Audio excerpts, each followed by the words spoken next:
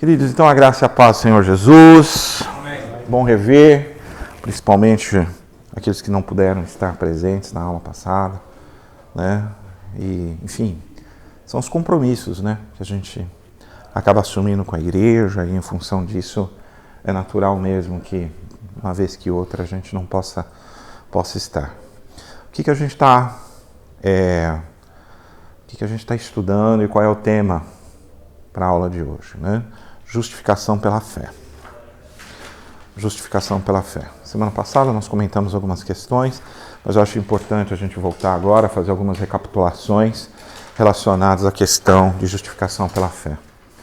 A primeira das coisas que tem sido a tônica na nossa matéria de teologia bíblica significa que todos os temas que nós vamos investigar, todos os temas, quando a gente faz teologia bíblica, seja qual for a investigação que eu e você vamos fazer, nós temos que sempre fazer uma abordagem prévia relacionada a como eram as circunstâncias e as situações culturais, geográficas, sociais, religiosas da época em que o autor se encontrava. Hoje, queridos, se eu e você fôssemos escrever uma carta à igreja em Brasília, né? Certamente nós escreveríamos trazendo elementos para o nosso texto de questões cotidianas nossas. Questões cotidianas. Não é?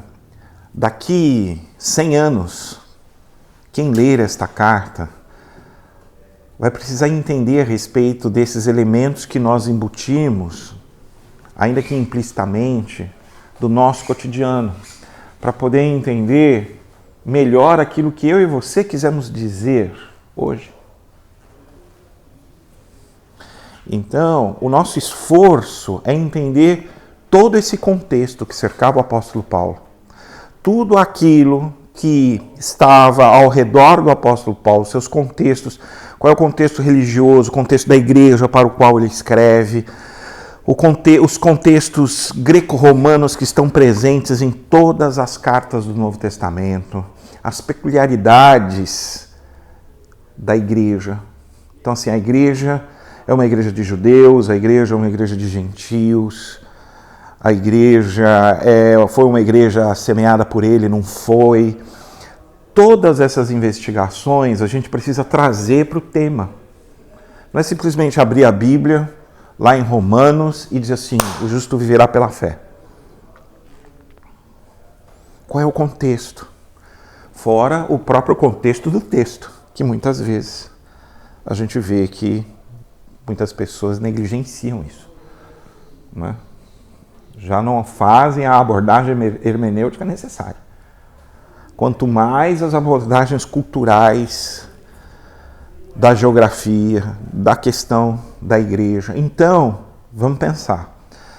O apóstolo Paulo está escrevendo uma igreja se ele escreveu Romanos, ele está escrevendo uma igreja que está onde? O que era Roma? O que Roma significava para Paulo naquela época? Era uma cidadezinha no interior? Era uma cidade irrelevante? Era uma cidade irrelevante? Era uma cidade a mais relevante. Ela era não apenas, né, uma cidade hipercosmopolita, ela era a capital do império, a habitação dos Césares. Semana passada nós comentamos a respeito da situação da igreja. E isso também nos ajuda a entender um pouco a Carta de Romanos.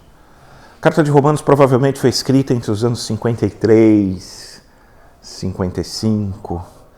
Mas um fato histórico importante aconteceu no ano 50, que mudou o equilíbrio de como a igreja era composta. Inicialmente, temos as referências de que a igreja em Roma, o evangelho não chegou lá por intermédio do apóstolo Paulo, tampouco por intermédio do apóstolo Pedro. o evangelho chegou em Roma, havia uma grande comunidade judaica em Roma. E a mensagem do evangelho, que é Jesus, é o Cristo, o Filho de Deus, chega a esta comunidade.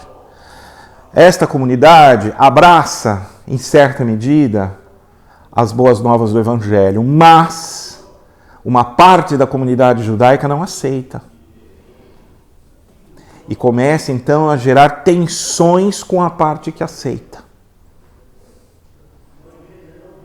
Então nós vemos na literatura romana, e não na literatura bíblica, nós vemos na literatura romana de Plínio, dizendo que o imperador Cláudio foi levado a expulsar os judeus de Roma no ano 50, por causa de inquietações dessa comunidade judaica em função de um certo Crestus. Hoje nós sabemos que era a respeito das discussões sobre Jesus Cristo.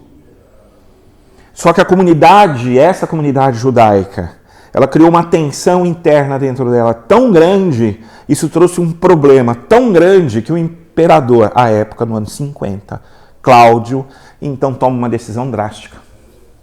Expulsar todos os judeus de Roma. Ele não queria aquele tipo de discussão. O que é que isso ocasiona na igreja? Se era uma igreja majoritariamente feita por crentes judeus e minoritariamente por crentes gentios, como é que ficou essa relação agora, depois da expulsão dos judeus de Roma? Como fica essa relação? Inverte. A igreja passa a ser uma igreja majoritariamente de gentios, não judeus.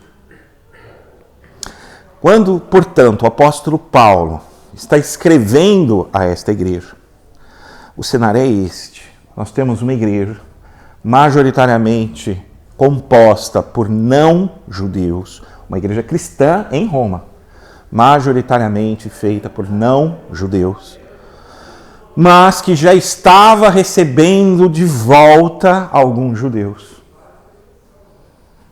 Razão pela qual, então, existem aquelas discussões a partir do capítulo 11 de Romanos, relacionado, então, às questões de alimento, às questões da observância de datas, de épocas, coisas que mostram que o apóstolo Paulo está orientando esta igreja para que ela permaneça em paz, para que haja ali um acordo, uma pacificação entre gentios e judeus, porque os judeus sempre achavam que tinha que ter mais alguma coisa, além do evangelho, né? E os gentios, que não tinham os hábitos judeus enraizados, eles, então, partiam do pressuposto que nada relacionado à lei mosaica era necessário abraçar. Então é nesse contexto, irmãos, que o apóstolo Paulo então está escrevendo.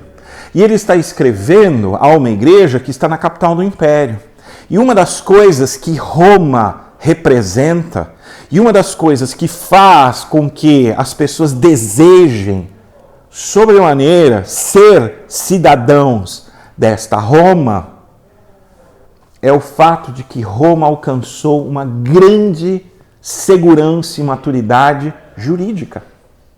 O direito de Roma é a base do sistema do direito ocidental até os dias de hoje. O direito romano ainda serve de base. Inúmeras expressões do direito aqui no Brasil são cunhados e são baseados em cima de expressões no latim. Existem muitos conceitos e muitos princípios que remontam à época de Roma. E os povos queriam um sistema justo. Um sistema onde as leis eram aplicadas. Se a lei era boa ou má, nem vamos entrar muito nessa questão, Na aula passada a gente avaliou uma questão da lei das 12 tábuas que dava ao paterfamilias o direito de dispor da vida do próprio filho. Mas haviam leis E em cima dessas leis, o império era regido. Não todos sabiam o que esperar. E isso trazia uma paz, uma pacificação interna. Porque as leis eram cumpridas, independentemente de quem era a pessoa, não é? Então, existe um grande pano de fundo jurídico naquilo que o apóstolo Paulo está escrevendo a esta igreja. Nós já vimos, também numa aula anterior, né, também num texto de Romanos, a respeito do quê? Do processo da adoção. O apóstolo Paulo, ele toma posse de todos aqueles contextos da adoção romana e ele traça um paralelo a respeito da nossa adoção. Então, é nesta compreensão que eu e você precisamos ter ao analisar a simples declaração: o justo viverá pela fé. O justo viverá pela fé. Então, nós temos que entender todos esses conceitos e, ao mesmo tempo, procurarmos deixar alguns conceitos muito firmes. O justo viverá pela fé. Quando nós pensamos num texto como esse, não é? Justo viverá pela fé. O que isso nos evoca? Que palavra ou que conceito está por trás da justificação? Conceito do quê? De justiça, de coragem? Conceito do quê? O que vocês acham? Vamos, gente. Justo viverá pela fé? Eu acredito que o apóstolo Paulo está falando não de uma fé baseada em uma justiça própria do ser humano, mas uma justiça que vem de Cristo, né? Justiça que vem de Cristo. Percebe que você está falando de justiça. Quando nós falamos de justiça, o que vem à nossa mente hoje? O que é o nosso conceito de justiça hoje? O que é justiça para mim e para você hoje? Fazer funcionar as leis. A correta aplicação das leis. Certo? E na época? Qual eram os pensamentos que existiam que poderiam estar disputando ali naquilo que o apóstolo Paulo está escrevendo a respeito de justiça? Quais eram os dois pensamentos que estavam ali disputando na cabeça do apóstolo Paulo, né, a respeito do contexto de justiça? O apóstolo Paulo era cidadão romano, certo? Mas antes de ser cidadão romano, ele era o quê? Ele era judeu. Ele era judeu. Antes de ser um cidadão romano, né, ele é nascido judeu. E aí não importa onde ele nasceu. Importa a sua descendência judaica. Então ele vai explorar, ou eu e você precisamos entender, que ele pode trazer o conceito judaico a respeito de justiça. Mas ele vivia no mundo judaico? Não. Ele vivia num mundo romano, greco-romano. E aí a pergunta que eu faço é: justiça significava a mesma coisa na cabeça de um judeu e na cabeça de uma pessoa greco-romana? Não. Certamente não. Certamente não. Então eu e você precisamos entender o conceito de justiça primeiro do judeu ou do grego e depois o conceito de justiça do romano, do greco-romano.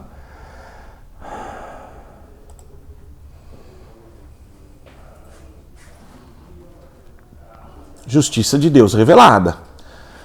O que era justiça para os gregos?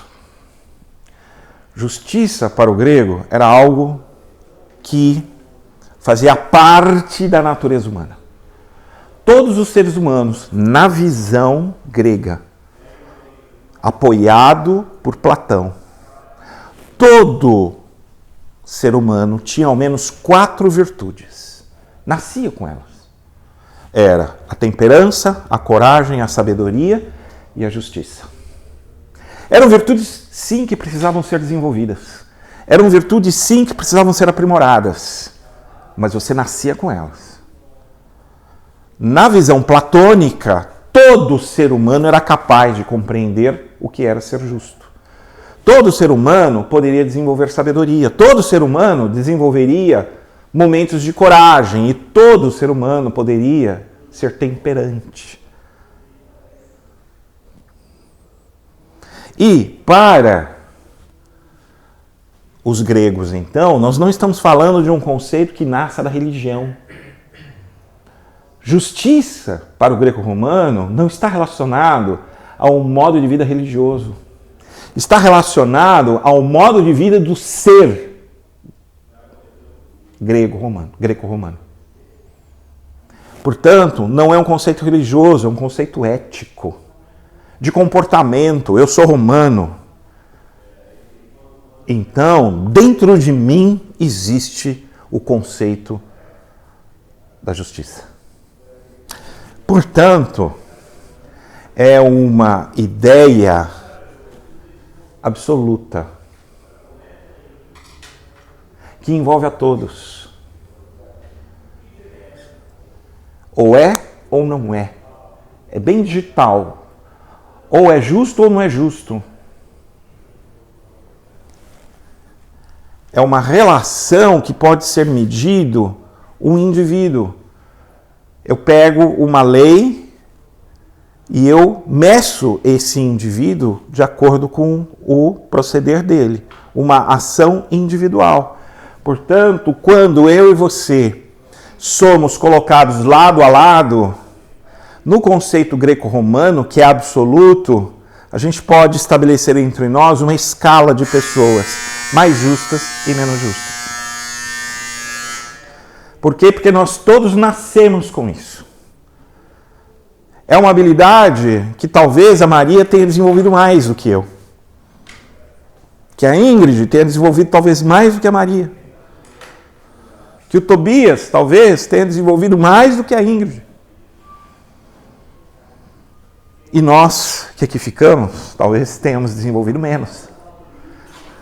Mas é algo que está inerente dentro de mim e de você.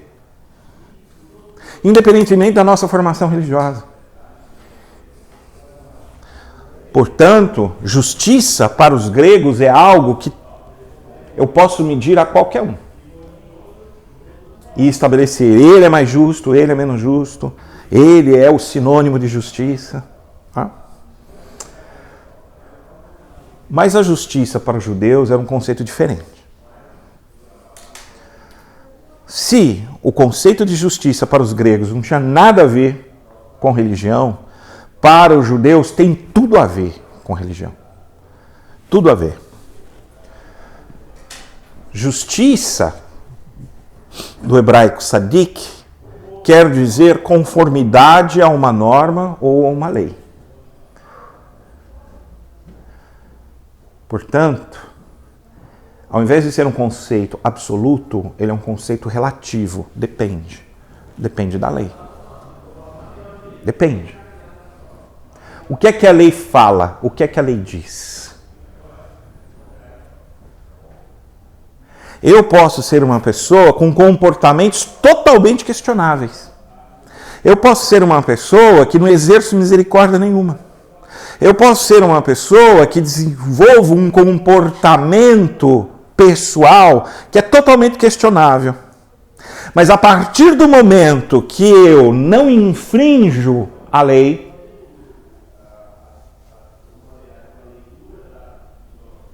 conforme a lei, eu sou considerado justo. Não por aquilo que eu faço, não da forma como me comporto, não em função de quem realmente eu sou, mas de qual é a minha relação com uma determinada lei.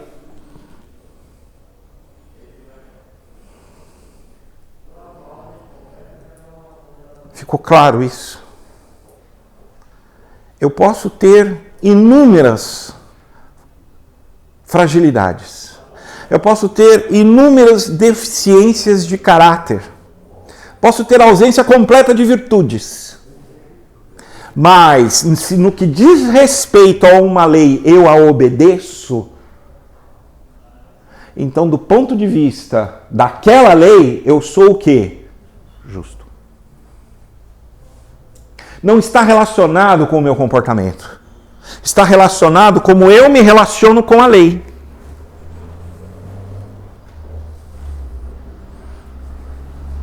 Portanto, ao contrário da visão grega, justiça não é, para os judeus, não é um conceito absoluto, é um conceito relativo. Depende da lei. Tanto que a gente percebe que no Antigo Testamento existem sempre, não é, aquelas indicações de que o justo é aquele que obedece. O justo é aquele que pratica os mandamentos do Senhor. O justo é aquele que se ocupa das leis do Senhor. O justo é aquele que faz aquilo que o Senhor espera por intermédio de uma relação de obediência com as suas leis. E o injusto? Ao contrário, o injusto é aquele que não obedece às leis. É aquele que não quer saber de Deus. Nós não estamos falando de um comportamento ético da pessoa em si, nós estamos falando da forma como ela é em relação aos mandamentos de Deus. Portanto, se a justiça para os gregos é uma régua que a todos mede, para o judeu uma balança, onde você está sendo sempre avaliado em função de um relacionamento seu, de uma lei. E vimos também semana passada a diferença do que vem a ser dikaió, que é o verbo justificar, entre católicos e evangélicos. Essa diferença que eu havia comentado com vocês, que ela é fundamental para que eu e você possamos compreender um aspecto que nós temos a tendência de misturar. E eu e você, que somos teólogos, a gente precisa saber separar essas coisas.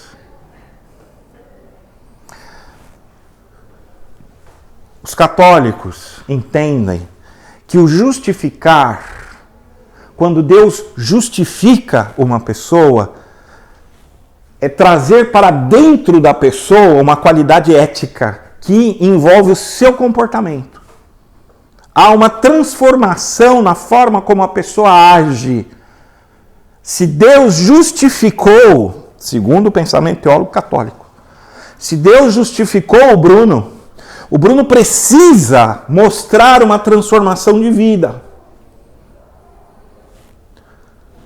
É algo que Deus faz no Bruno, de tal forma que agora o Bruno, ele se torna justo. Ele passa a ter um comportamento diferente daquele que ele tinha. Entendeu? Para o católico, ser justificado é fazer com que Deus, por uma ação direta nas nossas vidas, mude as pessoas que eu e você somos. Existe uma transformação do nosso caráter. Existe uma transformação dos nossos comportamentos. E eu e você temos a tendência de dizer assim, poxa, mas é isso mesmo. Porque não é o que se espera? A presença do Espírito Santo nas nossas vidas não produz exatamente isso, ou não deveria produzir exatamente isso. E aí é onde eu e você acabamos o quê? Derrapando. Porque nós associamos o conceito católico de justificação a algo que é absolutamente importante na vida do crente, que é a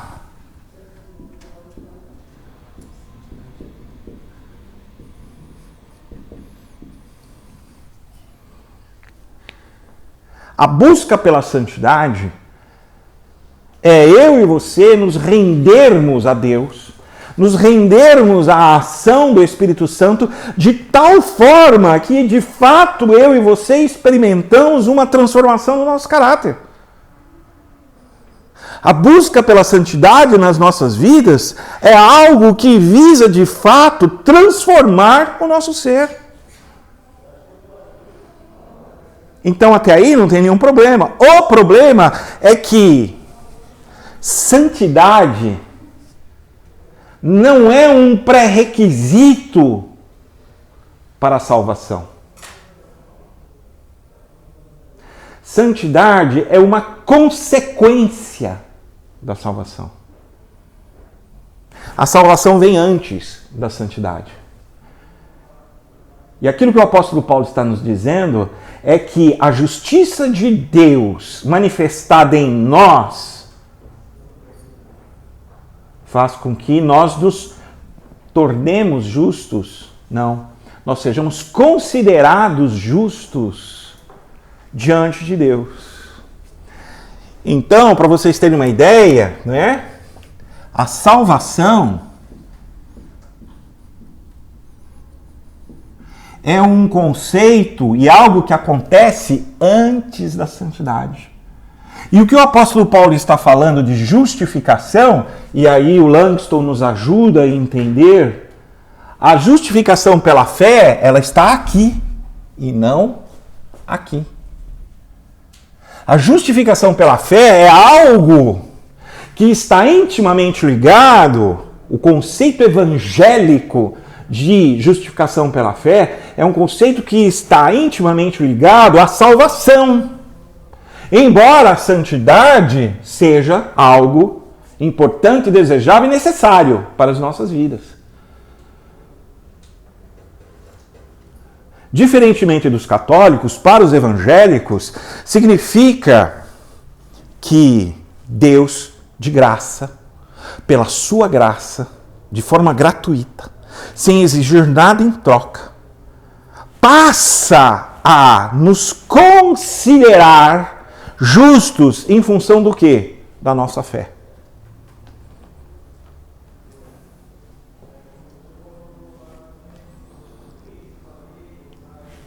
É um relacionamento pela fé que muda o status meu e seu diante de Deus. Isso não tem nada a ver com as nossas qualidades éticas. Isso não tem nada a ver com o nosso esforço de santidade, porque nós estamos num passo anterior ainda da jornada cristã. Então, se você bem se lembra lá da teologia sistemática do Langston, né, a ordem de salvação, ela acontece de que forma? E isso cai no exame da ordem. Então vamos lá. Primeiro acontece o arrependimento. Depois do arrependimento, fé. Depois da fé, conversão. Depois da conversão, novo nascimento.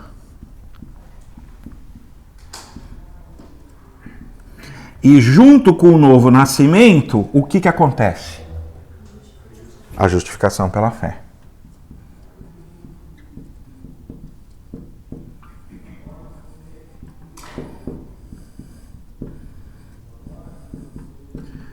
Então entenda o seguinte, ninguém aqui está dizendo que a santidade não é importante, não é relevante, não deve ser praticada. Ela é importante, relevante, deve ser praticada e deve ser buscada, porque é por intermédio da santidade que de fato eu e você vamos buscar sermos pessoas diferentes diante de Deus, com o auxílio de Deus, com o poder de Deus. Nós vamos buscar ser pessoas diferentes daquelas que nós realmente somos. Mas isso é uma consequência de quem é salvo e não um pré-requisito para que eu e você sejamos salvos.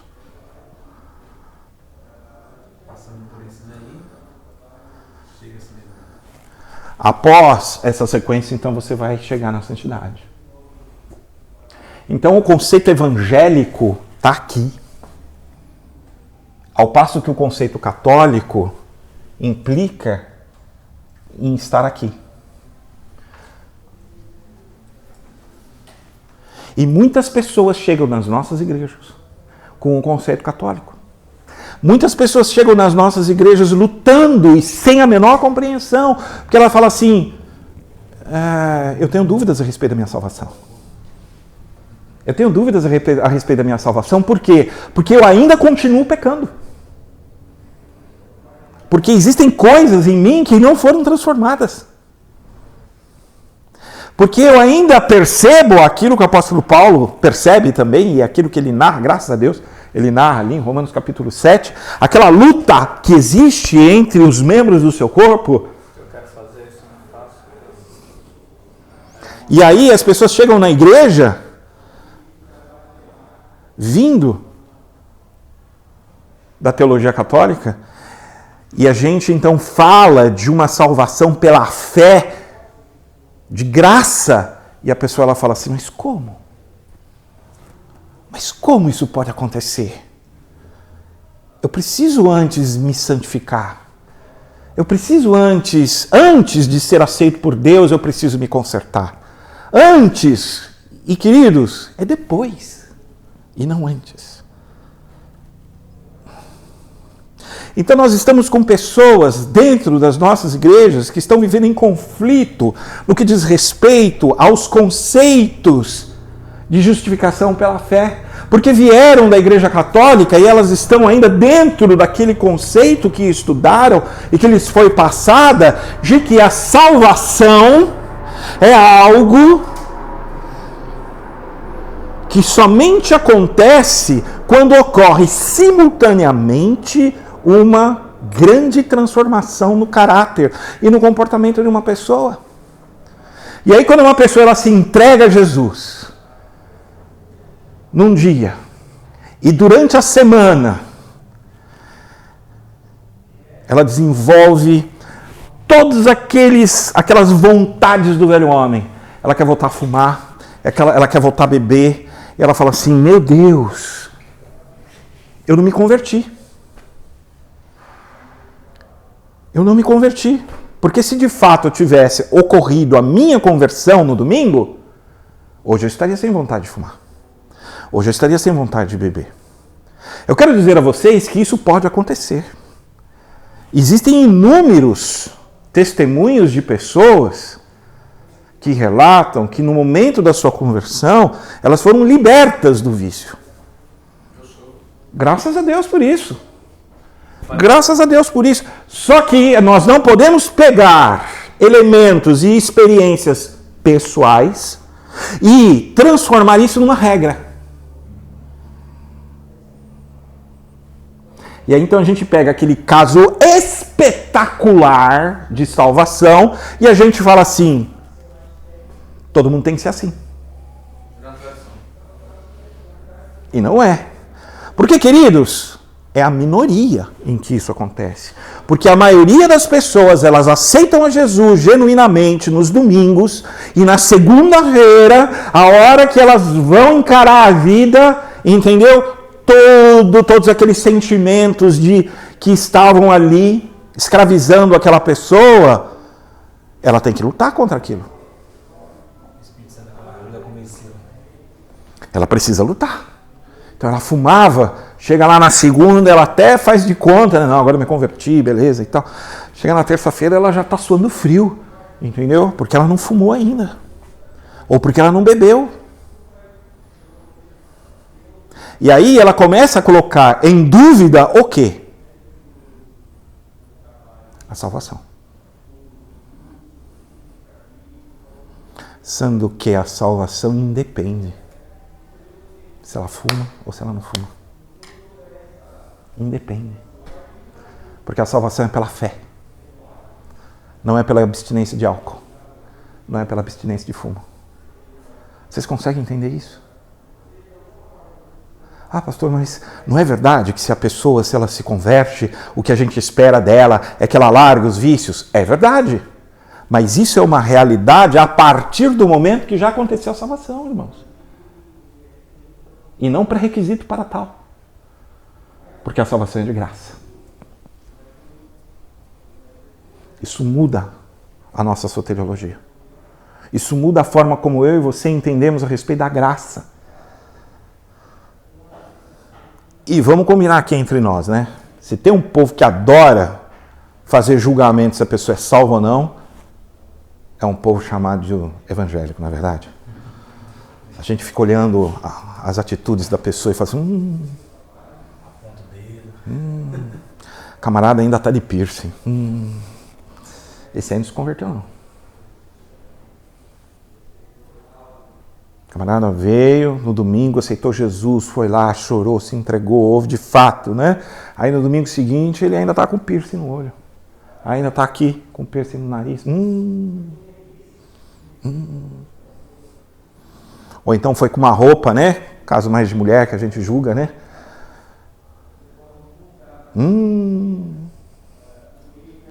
Aquela charge do doutor, pastor. O cara tá todo tatuado dentro da Bíblia, o pessoal do lado julgando ele. Imagina que você é crente, todo tatuado. Imagina que você é crente, ainda com o cabelo moicano, né? Imagina. Queridos, o que eu e você precisamos entender é que existe um momento da transformação. Existe. Existe um momento do auxílio, do apoio do Espírito Santo de Deus para que eu e você vivamos em novidade de vida. Existe este momento. Só que é um momento a ser vivido e desfrutado pelo salvo. E não para que eu e você nos salvemos, alcancemos a salvação. Porque senão é o contexto católico. É a doutrina católica da justificação. E aí, semana passada, também falamos a respeito do exemplo de Tamar. Pastor, eu queria fazer um comentário. É interessante o seguinte, dentro dessa linha que o senhor está falando, a gente vê que muitos que são nascidos dentro do berço evangélico ali, criados pelos pais, né, na doutrina, dentro da igreja e tudo mais, ela tem um conceito dentro da igreja que eu sou o santo, eu sou o tal, né? E começa a fazer esses pré-julgamentos quando vê esse tipo de pessoas. E às vezes ela está dentro da igreja e ela ainda não foi transformada. Verdade. Ela não foi regenerada. E aí ela começa a olhar... Não passou pelo novo nascimento. Pelo novo nascimento, exatamente. E aí quando ela olha esses tipos de pessoas, ela começa a fazer o pré-julgamento e esquece, como diz lá nos evangelhos, a trava que está no olho da pessoa. Porque para essas pessoas o julgamento ainda é ético. É ético, exatamente. Ele é ético, ele está associado ao comportamento e não ao relacionamento. Porque Deus disse que o justo vai viver pela fé. Ele quis, irmãos. Deus quis que fosse assim. Ele estabeleceu. Vai ser pela fé somente. Eu tenho falado isso pro Jorge. Pela fé somente. Ah, mas pastor, mas não é justo, né? E aí lembra que a gente falou da parábola? Da parábola dos trabalhadores? Né? Pô, não é possível. O camarada acabou de chegar e ele está tão salvo quanto eu, que estou há 30 anos na igreja. E aí a gente lembrou daquela parábola, né? Do Senhor que vai ajustando um denário, não é? Para trabalhar. E tem gente que começa a trabalhar na lavoura logo cedo, às 8 horas da manhã. Mas o camarada que chegou às 6 vai ganhar um denário igual. E aí, puxa vida, mas é justo isso? Tô ralando aqui na igreja, tô ralando, entendeu? Há anos, entendeu? E o camarada acabou de chegar, ele está tão salvo quanto eu? Sim, Senhor, sim, Senhora, tão salvo quanto.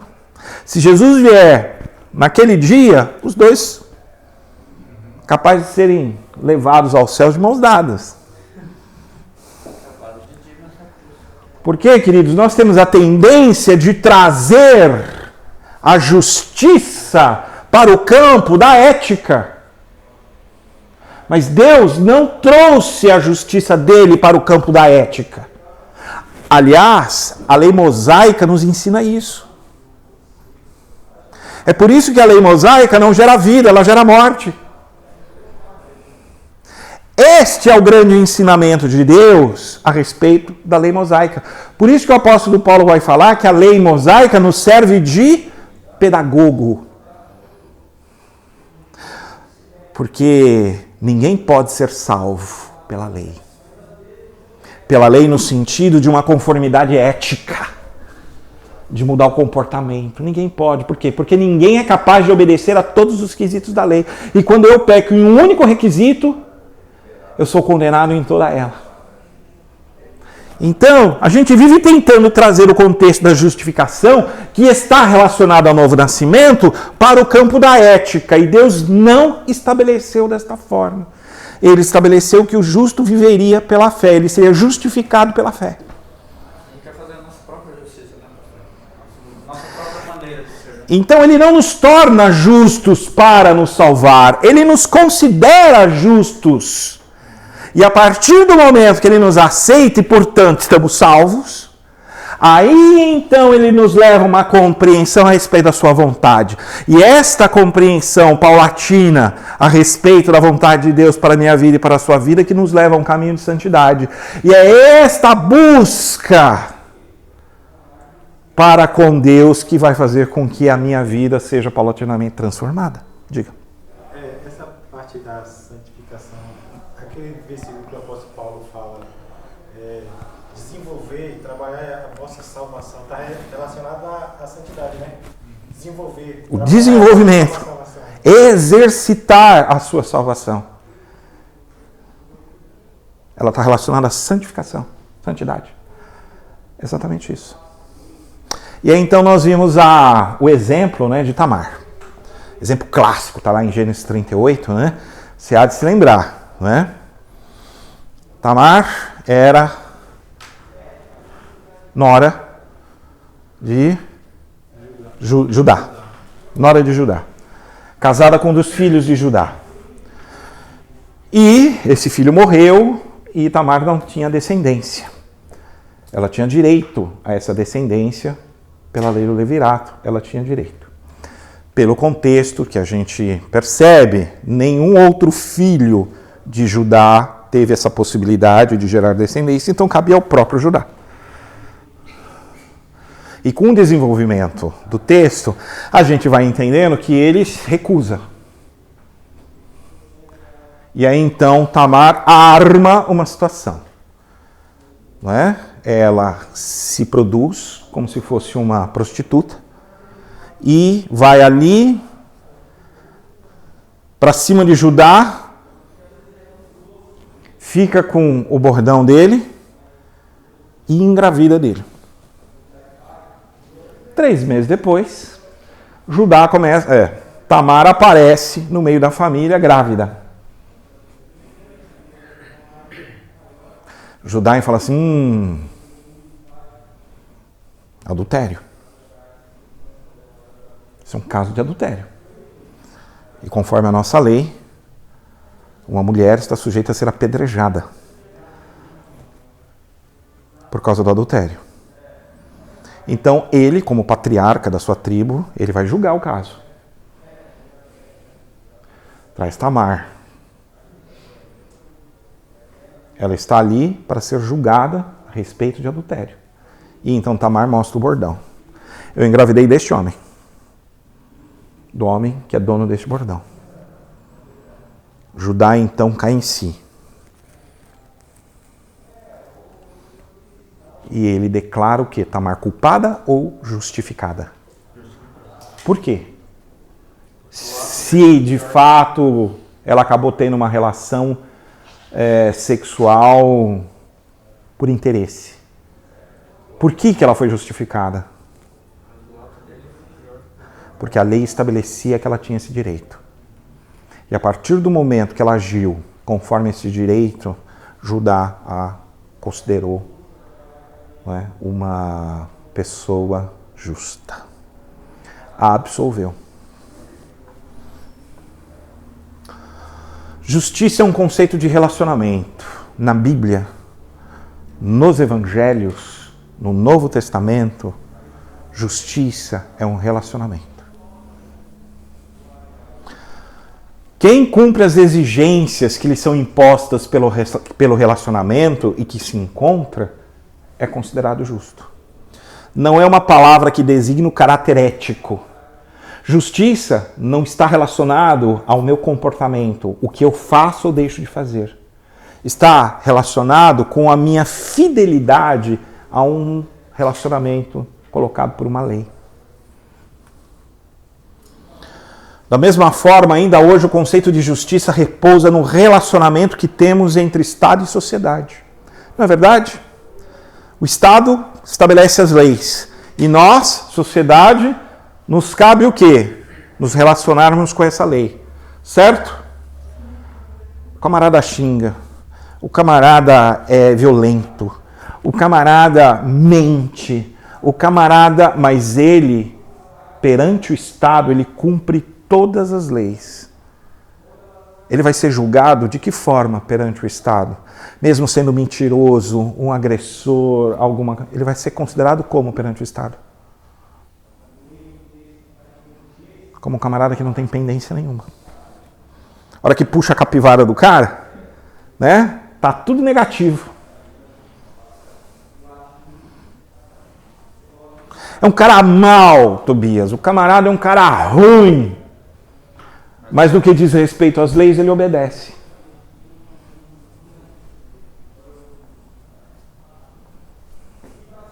Ele é justo ou ele é injusto? Ele é justo.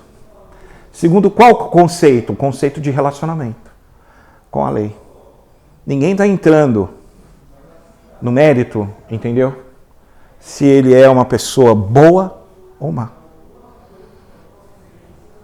Ainda assim é hoje. E isso quem nos fala é o Lade, lá no nosso livro de Teologia do Novo Testamento. O padrão que Deus determinou para a conduta humana. Então, vamos lá. Desta forma, a palavra justiça possui um grande valor teológico. Ela define o padrão que Deus determinou para a conduta humana. Qual é o padrão que Deus determinou para a conduta humana no que diz respeito à salvação? O que se espera do salvo? Que ele apresente qual atributo? Fé. Fé.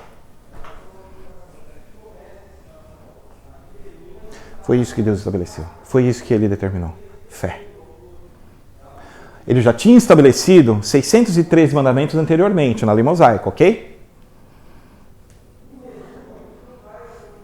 E alguém foi salvo pela lei, no que diz respeito àquilo que o apóstolo Paulo nos ensina?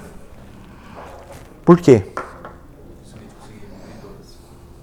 Exato.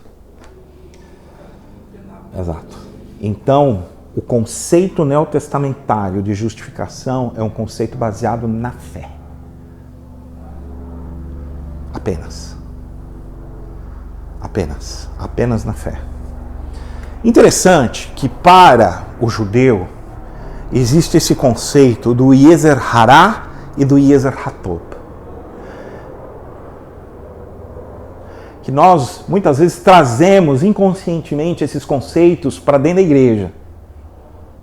Yezer Hará são todos aqueles impulsos que eu e você temos que nos levam, entendeu, para fazer as coisas que não são de Deus. Ou que nos levam, não é, para longe de Deus. Então, por exemplo, e, ao contrário, Yezer Hatob são todos aqueles impulsos, não é, que nos levam para mais próximo de Deus. Então, agora, é como o judeu pensa. Ainda hoje o judeu pensa assim.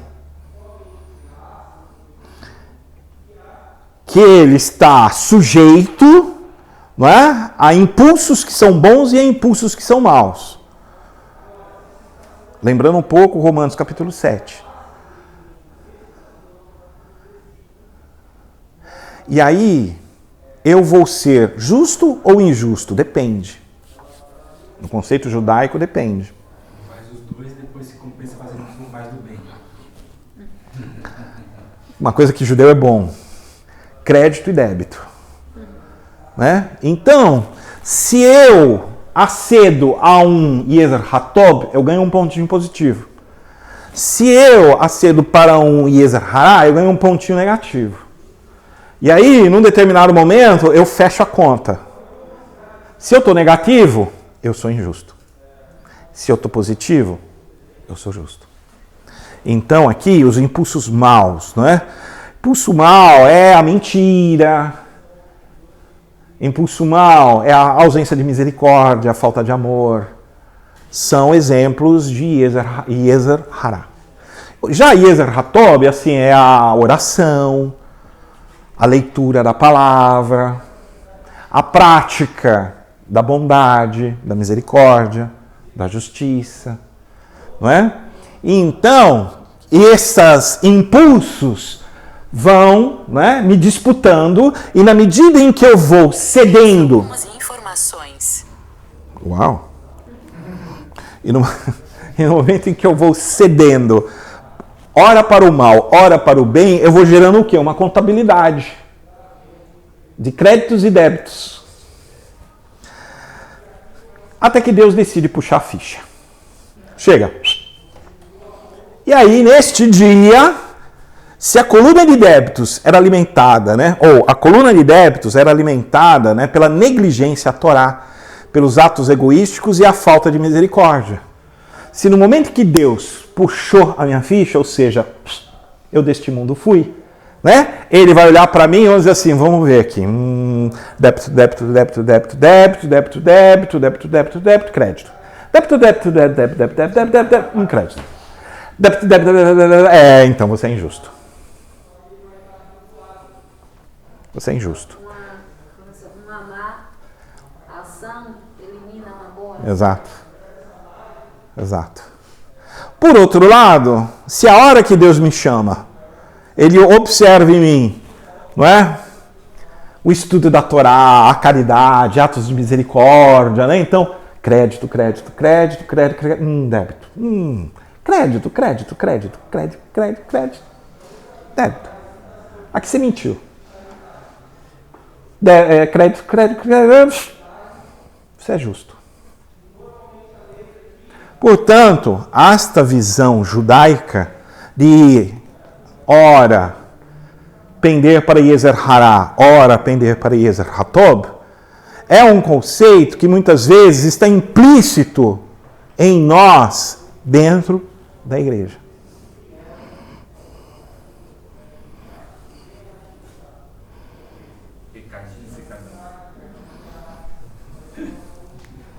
Eu não vou pedir, né, para que você diga, que você se manifeste por motivos óbvios, né? Mas você já não teve aquela pisada na bola que você cometeu, que você parou e falou assim, acho que depois de hoje eu perdi minha salvação. Você já experimentou por isso ou você sempre foi uma pessoa assim, cheia de Yezer Hatob na sua vida? Né? Nunca na sua vida você teve um Yezer Hará, por menor que seja. Né? Que fala assim, uau, que pisada na bola que eu dei. Né? Já aconteceu situação, pelo menos eu falo de mim. Mas se Jesus voltasse hoje, pode ter certeza que ficava. Tava na roça, né? Ixi, tava na roça, né? Portanto, queridos, quando o apóstolo Paulo fala lá em Romanos que o justo viverá pela fé, ele está nos ensinando algumas coisas. É um conceito forense. Teologicamente, nós dizemos que a justificação pela fé é um conceito forense, de fórum de justiça, de tribunal. De tribunal. Por quê? Porque existe a presença do réu. Quem é o réu? Quem é aquele que está sendo julgado? Cada um de nós. Quem é o juiz? É Deus. Estamos num julgamento, perfeito? Qual julgamento? Qualquer um dos julgamentos que você queira, que certamente vão acontecer e pelos quais nós vamos passar. Haverá um momento de julgamento. Haverá um momento de ajuste de contas. Haverá um momento onde nós compareceremos diante de Deus, entendeu? Para sermos por Ele julgados. Mas aí tem a questão do veredito. Como é que Deus vai nos julgar? Por qual doutrina jurídica? A doutrina jurídica do Yezer Hatob ou do Yezer Hará? Pergunto eu. Sim ou não? Graças a Deus, não. O conceito católico de justificação pela fé? Não. Graças a Deus, não. Mas sim um conceito bíblico a respeito da justificação pela fé. Por isso, o apóstolo Paulo, ele coloca: quem intentará acusação contra os escolhidos de Deus? É Deus quem os justifica. É Deus quem os declara justos. Quem os condenará? Se Deus olha para você e Ele enxergou em você a fé necessária, independentemente de quem você seja, independentemente dos seus atributos morais, éticos, independentemente da sua conduta, você comparece perante o tribunal de Deus e Ele vai olhar e vai dizer assim: você tem fé em Jesus Cristo como seu Salvador e como Senhor da sua vida? Eu tenho fé. Eu tenho. Não há condenação, irmãos. Porque Ele nos considera justos a partir do momento que Ele encontra este relacionamento nosso, que é o relacionamento da fé. Quem vai condenar? Vai condenar com base no quê? Nos nossos pecados? Mas nós não fomos salvos por conta deles. Muito pelo contrário. Quando Deus decidiu nos salvar, nós éramos de fato pecadores. Então assim, qual é o peso do pecado nesse julgamento? 0. Porque Ele decidiu salvar a mim e a você quando nós ainda éramos pecadores. Não é verdade? Não é isso que o texto bíblico nos fala?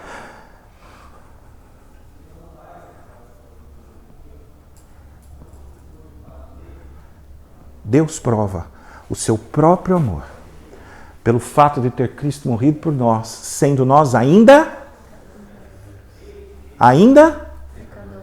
Então é o pecado que vai pesar no veredito? Se o pecado não pesa no veredito, irmãos, por que é que existe ainda no nosso meio a teologia de que o pecado pode nos condenar ao inferno? Se ele não pesa no veredito de Deus. Por que muitos nas nossas igrejas ainda acham que, dependendo do pecado que cometeram, eles perderam a salvação? Se arrepender do pecado, não, mas só se vocês vivessem no pecado. Mas aí a pergunta é: viver no pecado é uma condição de quem nasceu de novo? Você já perderia a fé, então, né? Querido, então você já não teria fé, já não estaria convertido, não houve arrependimento. Se não houve arrependimento, mas a partir do momento que eu erro e que aquele pecado, entendeu, gera em mim o arrependimento, gera em mim a confissão, e aí é apenas a confissão, não é para a salvação, a confissão é só para que seja restabelecida a nossa comunhão com Deus, o pecado não tem mais poder sobre a nossa salvação. Não tem. Nunca teve e nunca terá. Porque eu creio na obra da cruz que perdoou os nossos pecados passados, do presente e os do futuro. Você pode repetir isso comigo? Os pecados que foram apagados na cruz, quais foram? Então, sabe aquele pecado que você ainda vai cometer e que você vai achar que por causa deste pecado que você ainda vai cometer, a sua salvação está em risco? Você sabe o que Cristo fez na cruz com ele? O que Cristo fez na cruz com ele? Rasgou o escrito da dívida. Então, queridos, esqueçam teologicamente a ideia de que pecado pode ser maior do que a obra de Cristo na cruz. Não é. Nunca foi, nunca será. Agora, que isso então não seja desculpa. Que isso então não nos dê, então, beleza. Então, eu te conheço. Que isso então não nos seja desculpa para vivermos uma vida do quê? de libertinagem, a nossa liberdade obtida por intermédio de Cristo, que é o que o apóstolo Paulo fala, ela não pode ensejar um motivo para uma vida de libertinagem, porque uma vida de libertinagem vai mostrar uma coisa só, uma coisa que eu não tive aquilo que eu deveria ter para a salvação. Porque senão o cara vai ficar no conceito dele, desculpa, pastor. Jesus me perdoa mesmo, então eu posso pecar hoje, posso pecar amanhã, eu posso pecar depois de amanhã, aquele mesmo erro, Deus vai me perdoar mesmo, não tem problema eu beber minha cervejinha, eu ir numa casa de prostituição, eu me drogar, né? Eu ir fazer umas orgias, não tem problema, Deus vai me perdoar, porque a graça, porque é uma coisa que eu vi até o reverendo Hernandes Dias Lopes, eu gosto muito dele, ele falou nesse conceito que o senhor está explicando hoje na aula, que as pessoas colocam muito a culpa na graça. Não, porque a graça, porque a graça, porque a graça. E ele, como presbiteriano, ele sabe, né? Porque a graça, a graça, a graça. E a gente esquece que nós realmente temos a graça que nos alcançou. Mas a gente vive todo o tempo falando, não, mas eu tenho a graça, então eu posso.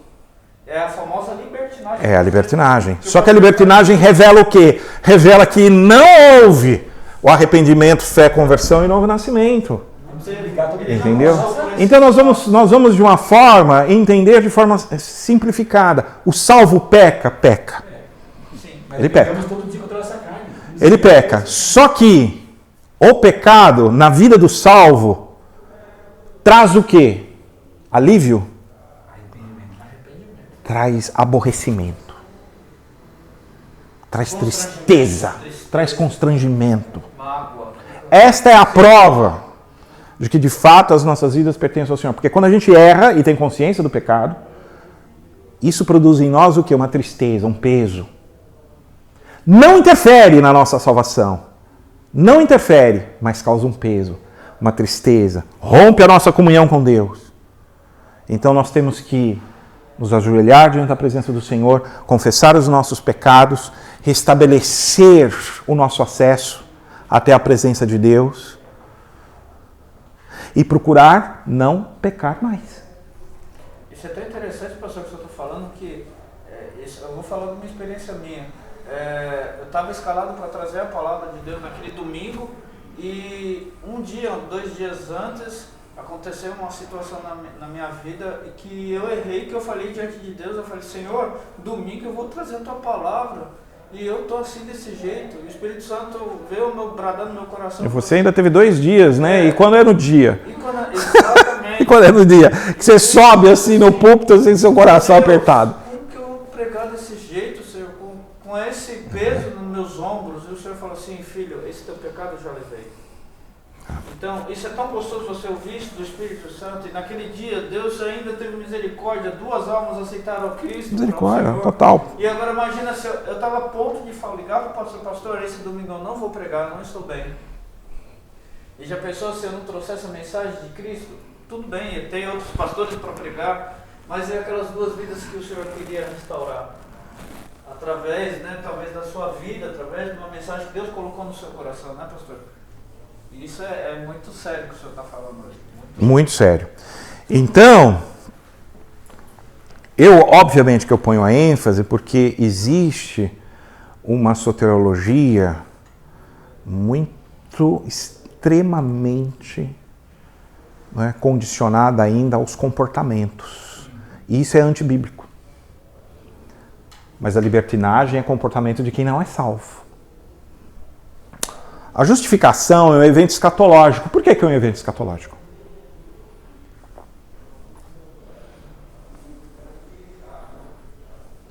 Por que é um evento escatológico? Porque a salvação tem a ver também com, não só com a justificação, nós somos justificados, considerados justos. A salvação também tem a ver com a nossa transformação na semelhança de Cristo. Nós estamos sendo transformados na semelhança de Cristo. Nós fomos justificados, estamos no processo de santificação, que é esse processo de estamos sendo transformados à imagem dele e seremos como ele na glorificação. Então, por isso que eu acredito que isso é um escatológico. A vitória completa, contra o pecado. minha e sua, contra o pecado, ela vai acontecer no momento escatológico. Fomos salvos da... E é no momento escatológico que eu e você seremos julgados, não pelo esforço da santidade, mas pelo momento em que nós tivemos fé. Vai ser lá no julgamento escatológico.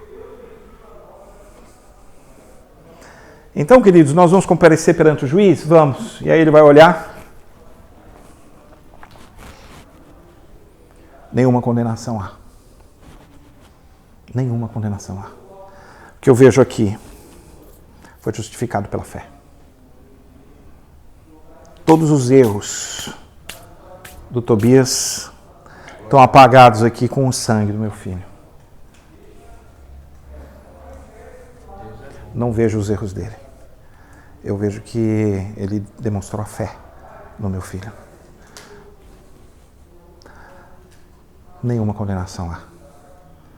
Isso eu e você vamos ouvir.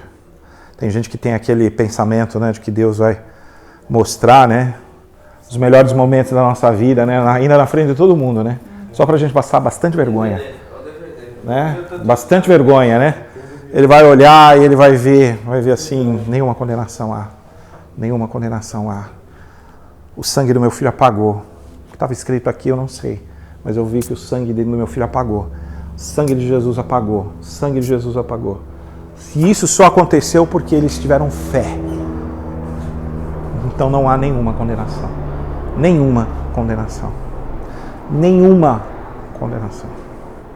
E vai ser no momento escatológico, quando os homens estarão diante do juízo final de Deus, o cristão é justificado de toda a culpa, passada, presente e futura. Amém? Deus é bom demais. E aí agora, com este conceito de justificação pela fé, a gente vai, a partir da semana que vem, fazer uma breve análise da soteriologia calvinista e da soteriologia arminiana. E espero chegarmos à conclusão de que os dois modelos não são bíblicos. Amém? Então Deus abençoe.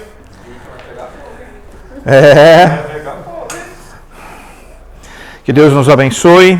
Que o Senhor abençoe a vida de cada um de vocês. E sempre é uma alegria estar muito grande estar aqui com vocês.